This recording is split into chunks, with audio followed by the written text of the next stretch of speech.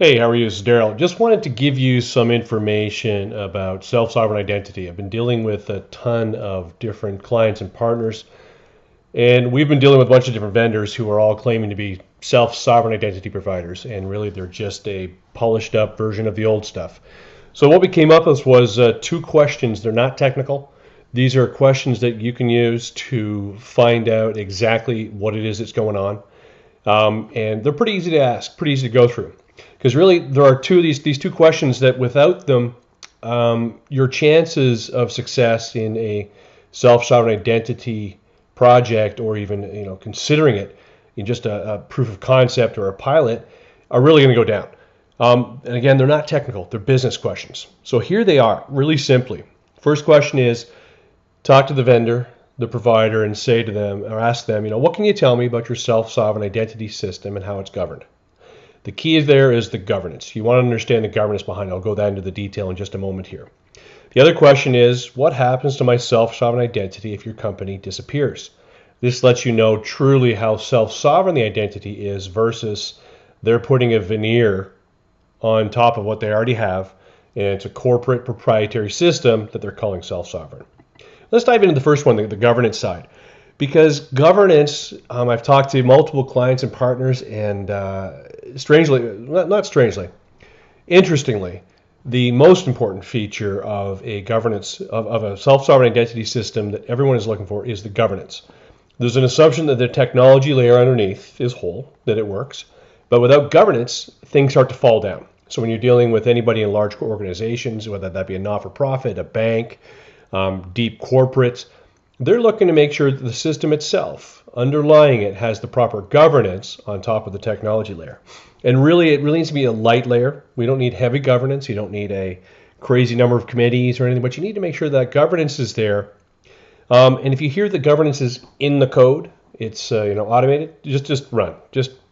You're in a world of hurt. Smart contracts, amazing concept. It is really, really, really early days, and we're still learning the idea of automating governance. People have enough trouble automating governance. We don't understand all of the insides and outsides of what proper governance is to the point of being able to code it. Not a chance. And identity really does require some very light human governance. It requires people to make those decisions on how do you build a self-sovereign identity solution that will work for a bank, work for major corporates, but also work for refugees in the world's worst conditions, for the absolutely most abjectly poor, so that there's no cost. If anything, identity might bring them revenue, bring them income. Got to make sure that governance is not being skewed either way to favor the banks. The banks may need their own system. That's totally cool, but you don't want to impose that system upon a group of relatively impoverished people, especially, let's say, refugee situations like we mentioned. And you also want to see in this is the way we do this is we make sure that the governance is led by a group that covers a whole bunch of industries. Banks are very important. Credit unions are very important, as are universities, major technology players, and that type. And those light touches will always be required. You need to make sure that, much like the DNS system that's in place, that DNS is managed by a very, very lightweight system. The technology is the underpinning piece, but underneath it all is a fairly simple governance system. And if you hear about heavy governance, that's just as bad as no governance. Here's the other question that generally speaking stops people cold. They claim to have self-sovereign identity. If you ask them what happens if you disappear, and this one just stops them just outright, because they're claiming to be self-sovereign, but their company goes under, you're done. Your identity disappears with them. That is not, my friends, self-sovereign. Self-sovereign means that I own my identity. It's available for me to use. You have your own identity. Your organization can have its own identity. Things can have identities. The key there is not dependent upon one single company, even one organization, to stay in place forever for it to be worthwhile. If you hear, but we're open source, that's the same thing. If they're still the hosters of this open source solution, if they disappear, your network collapses, and there goes your self-sovereign identity. It's just not there.